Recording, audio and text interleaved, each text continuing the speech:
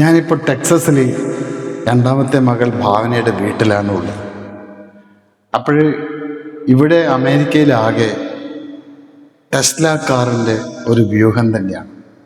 മിക്കവരും ഉപയോഗിക്കുന്ന വാഹനം ടെസ്ല തന്നെയാണ്. അപ്പോൾ മകളുടെ ഒരു അഭിപ്രായം, ടെസ്ല കാർ ഒരു ടെസ്റ്റ് ഡ്രൈവ് എടുക്കണം.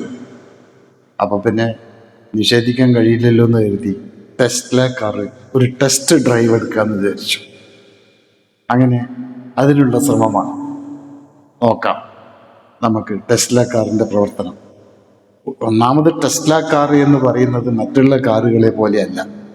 ഈ കാറിനെ നിയന്ത്രിക്കുന്നതും അത് പ്രവർത്തിക്കുന്നതും എല്ലാം ഒരു സോഫ്റ്റ്വെയറിലാണ്. ഈ സോഫ്റ്റ്വെയറിൻ്റെ പ്രവർത്തനത്തിലൂടെയാണ് ഈ കാറ് മുന്നോട്ട് പോകുന്നത്. സെൽഫ് ഡ്രൈവും ഉണ്ട്, സെൽഫായിട്ടുള്ള പാർക്കിംഗ് ഉണ്ട്, അങ്ങനെ പലതും ഈ കാറിന് പ്രത്യേകതയുണ്ട്. ഏതായാലും നമുക്കതൊന്ന് കാണാം. ശ്രമിക്കട്ടെ. ഞാൻ കാറിലേക്കൊന്ന് പോവാം. ഞാൻ നേരെ കാറിലേക്ക് തിരിച്ചു.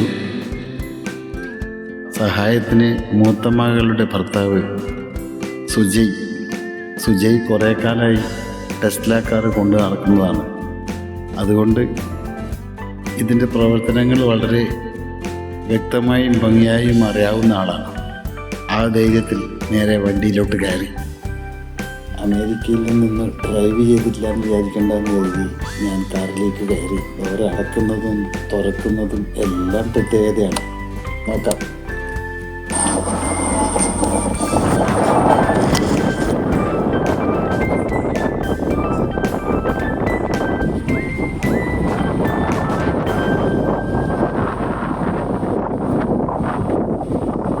Right indicator.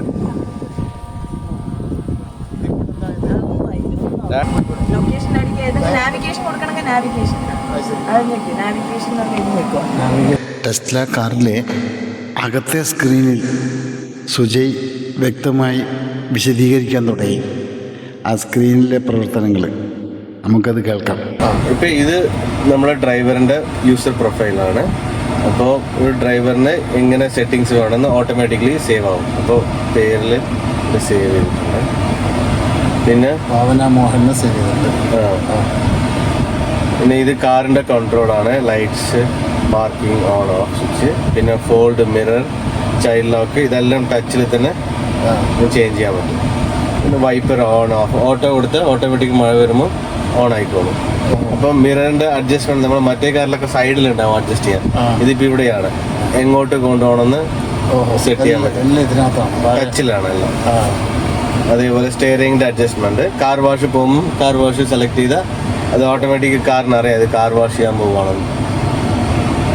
അടുത്ത് കാർ ഡൈനാമിക്സ് ആണ്. ഇപ്പോൾ ഇതിലുള്ളത് ചിൽ മോഡും സ്പോർട്ട് മോഡും ആണ്.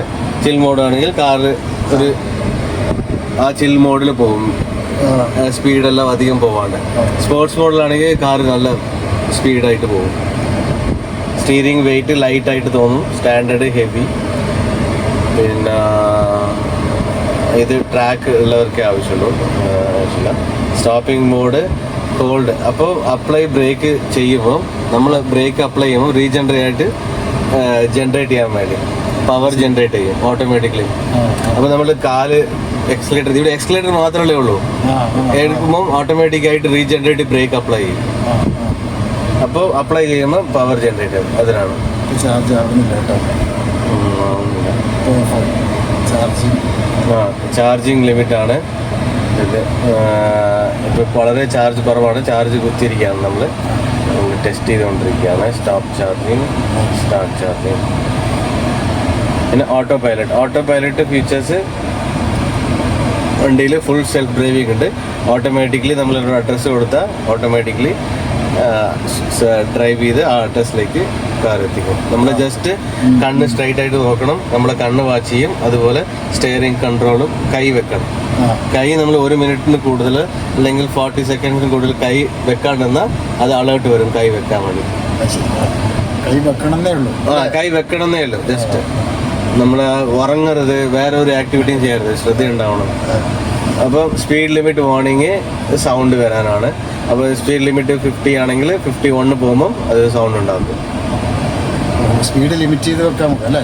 അല്ല, സ്പീഡിൽ റോഡ് ഇത് ഓട്ടോമാറ്റിക്കലി റോഡിലുള്ള സ്പീഡ് ലിമിറ്റ് ഇതിന് അറിയാം, അത് നോക്കിയെടുക്കും. നോക്കിയെടുക്കും. ഇതിപ്പോൾ ഇതിൽ കാർഡാണ്, ഇതുപോലത്തെ കാർഡാണ് ഇവിടെ കാണിക്കുന്നത്. നമ്മൾ ഫോണും ആഡ് ചെയ്യാം, ബ്ലൂടൂത്ത് വഴി ഫോണും കാർഡായിട്ട് ആക്ട് ചെയ്യും, ഇതും ഒരു കീ ആയിട്ട് ആക്ട് ചെയ്യും.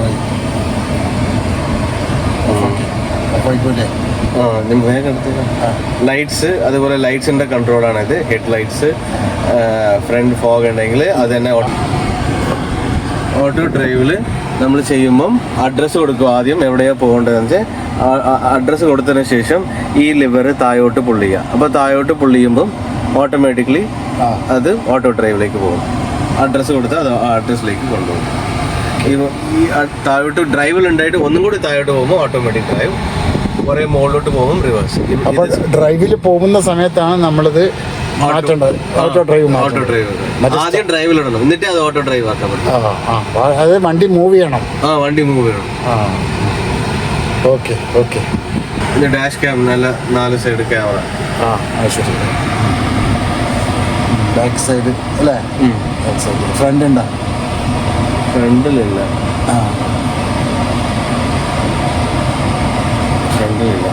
പിന്നെ ഏതാ സൈഡാ?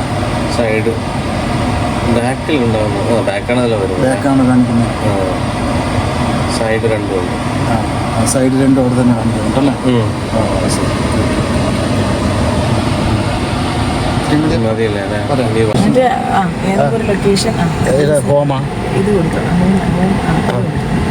അപ്പോൾ ഇനി ഓട്ടോമാറ്റിക്കലി അത് നാവിഗേറ്റ് ചെയ്യും. എന്നിട്ട് ഡാഡി ഡ്രൈവ് ചെയ്യാൻ തുടങ്ങിയപ്പോൾ എന്നിട്ട് ഒന്നും കൂടി കയറി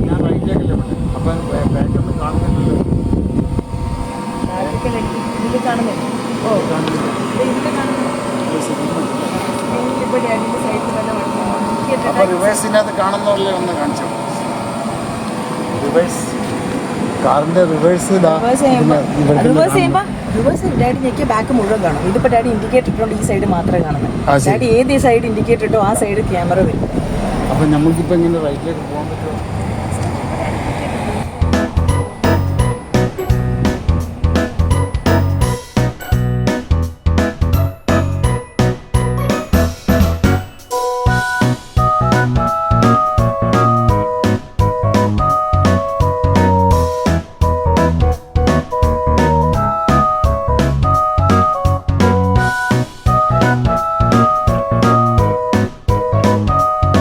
വണ്ടി അങ്ങോട്ട് പോവാ. ഇപ്പം റിവേഴ്സിലായിട്ടത് ഇവിടെ കാണിക്കുന്നുണ്ട്. Parking, reverse, neutral, driving. അപ്പൊ ഡാഡി ഈ സാധനം ഇവിടെ ഡി ഉണ്ടല്ലേ? പാർക്കിംഗ് ഏതാ ഹൈലൈറ്റ്? ഡി. ഇപ്പൊ റിവേഴ്സിലാണ് ഉള്ളത്. ഇനിയിപ്പോ നമ്മൾ അതിനെ പിന്നെ ഡ്രൈവിലേക്ക് പോകണം. ഡ്രൈവിലേക്ക് പോയി അപ്പം ബാക്ക് കാണാതെ പ്രശ്നം മാത്രമേ ഉള്ളൂ. എനിക്ക് ക്യാമറ എപ്പോൾ വേണമെങ്കിലും ചെക്ക് ചെയ്തിട്ട് കാണാൻ പറ്റും. ഇനി സെൽഫ് ഇട്ടേക്ക് ഡാഡി ഒന്നും കൂടി താഴോട്ട് ഞെക്കി സ്റ്റോപ്പ് ചെയ്യണ്ട. ഡാഡി ഓടിച്ചോണ്ട് പോകാൻ ഒന്നും കൂടി താഴോട്ട് ഇട്ടാൽ വണ്ടി സെൽഫ് പോകും. ഇനി ഡാഡി വിടുവാ. കാലെടുക്ക്. ഡാഡി കാല് ഞെക്കി. ഡാഡി ബ്രേക്ക് വെക്കാൻ പാടില്ല. ഒന്നും കൂടി ആനി വിട്, കാലെടുക്ക.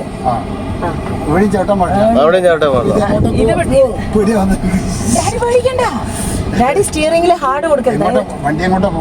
അഡ്രസ് ഇട്ട സ്ഥലത്തേക്ക് അല്ല, ലെഫ്റ്റ് എടുത്താൽ മതി. അഞ്ഞേക്ക് ഇനി വിട്ടോ. കൈയെടുത്ത് കാണിക്കാം, എന്നാലേ മനസ്സിലാവുള്ളൂ. ഒന്നും തിരിക്കണ്ട ഡാഡി. ഡാഡി ഇവിടുത്തെ സ്പീഡ് ലിമിറ്റ് 30. അതിന് പോവത്. ഡാഡി ടെൻഷൻ അടിക്കണം. ഡാഡി കൈ അങ്ങ് വിടും. ഞാൻ പറയാം. അല്ല, കുറച്ചും കൂടി ഡാഡി ഓടിക്ക്. ലെഫ്റ്റ് എടുത്തോ. സോ അത് മെയിൻ റോഡിൽ പോകില്ല. അപ്പൊ പിന്നെ അത് ചുറ്റി വരും. മനസ്സിലായില്ലേ? അല്ല, ഹോം കൊടുക്ക ഇതിന്. അപ്പൊ ഹോമിലേക്ക് പോയിക്കോളൂ കേട്ടാ. എന്നാ ഹോം കൊടുക്ക.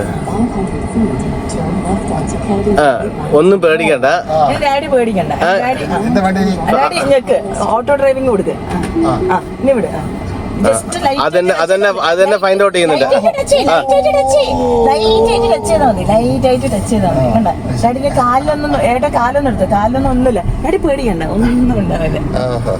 പോന്നല്ല സെൽഫായിട്ട് ഓടിച്ച് എല്ലാ ആൾക്കാരും സെൽഫായിട്ട് ഓടിച്ചിട്ട് കൈ എടുത്തോ ഡാഡി. വളയുമ്പോ കാണും വണ്ടി വളയുമ്പോ. ഡാഡി നേരെ നോക്കണം. കാരണം ഈ ക്യാമറയിൽ കൂടെ അവർ ഡാഡി നേരെ നോക്കുന്നുണ്ടോ എന്ന് മാത്രം നോക്കണം. വണ്ടിയെ നേരെ നോക്കി അത് സെൽഫായിട്ട് എടുത്ത് കിട്ടുന്നുണ്ട് അസൂയ? ആ കിട്ടുന്നുണ്ട്. എങ്ങോട്ടാ പോകുന്നത്? നമ്മുടെ വീട്ടിലേക്കാ.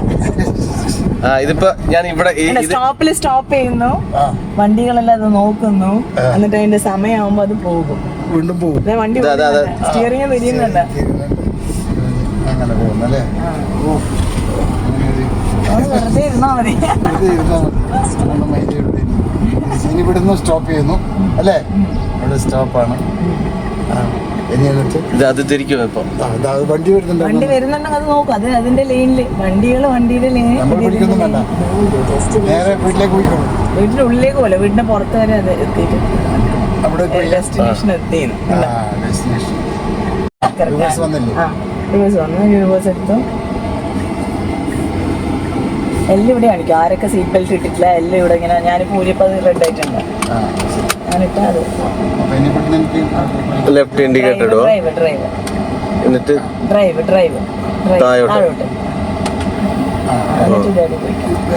വണ്ടി ലെഫ്റ്റ് ഇൻഡിക്കേറ്റർ ഇടുമ്പോ വണ്ടി വരുന്നുണ്ട്. ഇതിനകത്തും കാണിക്കും, ഇതായിരിക്കും കാണാം.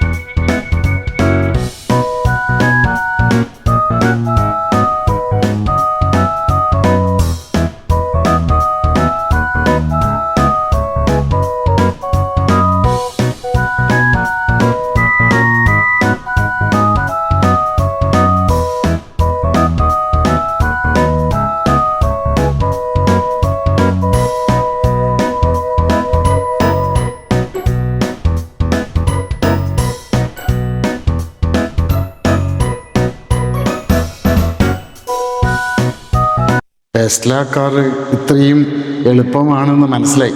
പക്ഷേ നമ്മളെപ്പോലുള്ളവർക്ക് ഇതൊക്കെ ഓടിക്കുക എന്ന് പറഞ്ഞാൽ വലിയ പ്രയാസമുള്ള കാര്യമാണ്. കാരണം ഒരുപാട് കാര്യങ്ങൾ മനസ്സിലാക്കുവാനും, ഒന്നാമത് ഈ സോഫ്റ്റ്വെയർ സിസ്റ്റം പ്രകാരം ഇതൊക്കെ അഡ്ജസ്റ്റ് ചെയ്യാനും കൊണ്ടുപോകാനും ഒക്കെ പ്രയാസമുണ്ട്. ഏതായാലും നമ്മുടെ നാട്ടിലും ടെസ്ല വരുന്നു എന്നുള്ളതാണ്, അല്ല വന്നു എന്നാണ് മനസ്സിലാക്കാൻ കഴിയുന്നത്. പക്ഷേ ഇവിടുത്തെ റോഡ് സൗകര്യം പോലെ നമ്മളെ നാട്ടിലെ റോഡ് സൗകര്യം ഉണ്ടാകുമെന്ന് പ്രതീക്ഷിക്കരുത്. ദേശീയപാതയൊക്കെ വന്നു കഴിഞ്ഞാൽ ടെസ്ല കാർ പോലെയുള്ള വണ്ടികൾക്ക് ഓടാൻ സുഗമമായിരിക്കും. സാധാരണ നമ്മുടെ നാട്ടിലേക്കുള്ള സാധാരണ റോഡുകളിൽ എല്ലാം തന്നെ ആകെ പ്രയാസമാണ് ഇത്തരം വണ്ടികൾ ഓടിച്ചു കൊണ്ടുപോവുക എന്നുള്ളത് വ്യക്തമായിട്ടും മനസ്സിലാവുന്നുണ്ട്. കാരണം ഇവിടെ അത്രയും സുഗമമായ റോഡാണ്. ഈ റോഡിൽ കൂടി ആർക്ക് വേണമെങ്കിലും വണ്ടി ഓടിക്കാൻ പാകത്തിലുള്ളതാണ്. അപ്പം നമുക്കും ടെസ്ല കാറ് മാത്രം പോരാ, അതുപോലെയുള്ള നല്ല റോഡുകളും വേണം. എന്നാൽ മാത്രമേ ഇത്തരം വാഹനങ്ങൾ ഓടിക്കുവാൻ സാധിക്കുകയുള്ളൂ. അതിനുവേണ്ടി നമ്മളെ ഭരണകർത്താക്കൾ ശ്രമിക്കും എന്ന് നമുക്ക് പ്രത്യാശിക്കാം. ഏതായാലും ടെസ്ല കാർ ഒരു ഉപകാരപ്രദമായ കാറ് തന്നെയാണ് എന്ന് ബോധ്യമായി.